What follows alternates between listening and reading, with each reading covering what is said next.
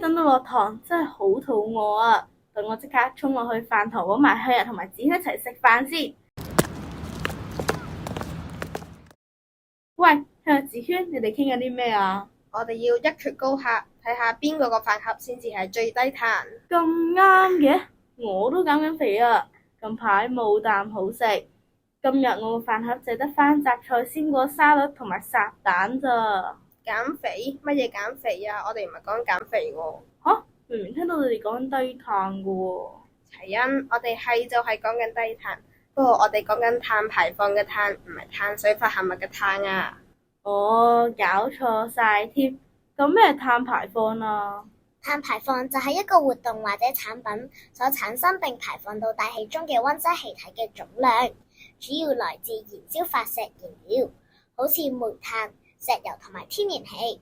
由於大多數以二氧化碳為衡量標準，所以又稱為碳排放量或者碳足跡。咁你哋又當緊啲咩呢？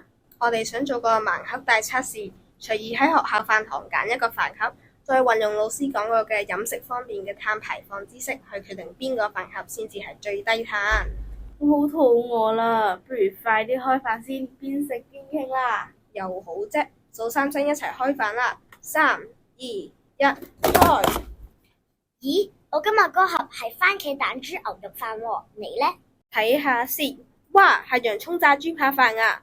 根據老師嘅講法，由於牛屬於反芻動物，喺牛食草嘅過程會產生大量溫室氣體甲烷，所以飼養牛比飼養豬嘅碳排放量高好多㗎。咁即係要減碳，食豬肉、雞肉同埋魚肉會比較好啲啦。但係喺烹調方面去睇，煮有比炸更勝一籌，因為炸豬扒要用大量油，而且炸嘅過程非常高溫，會消耗更多能源，碳排放量自然較多啦。咪住，聽你哋咁講，生食物就係最低碳排放嘅咯。你又學得幾快喎，不過就要考慮埋食物嘅安全，唔係樣樣食物都可以生食㗎嘛。話時話，其實我絕對認為我先至係今日嘅冠軍咯。你何出此言？你睇下啦，我今日嘅飯盒係雜菜鮮果沙律，有青瓜、車厘茄、番薯、烚蛋整成嘅沙律。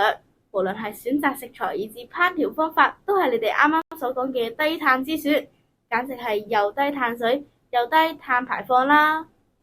咁又未必喎。點會呢？你知唔知整沙律嘅食材喺邊度嚟㗎？梗係知啦，我尋日同阿媽一齊去街市買嘅。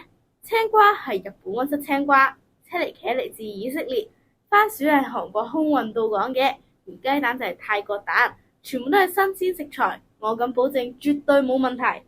你有所不知啦，食物嘅來源都好影響碳排放數量，因為食物從外地進口，無論係經空運定船運，都產生一定嘅碳排放，所以想減碳就可以支持本地農場嘅蔬果啦。哎呀，似乎我哋今日都分唔到高下添。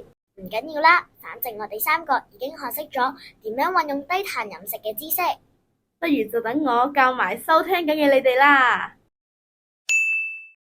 低碳飲食小貼士：蒸煮簡易又低碳，食材選擇咪亂揀，支持本地真心讚，吃得健康又簡單。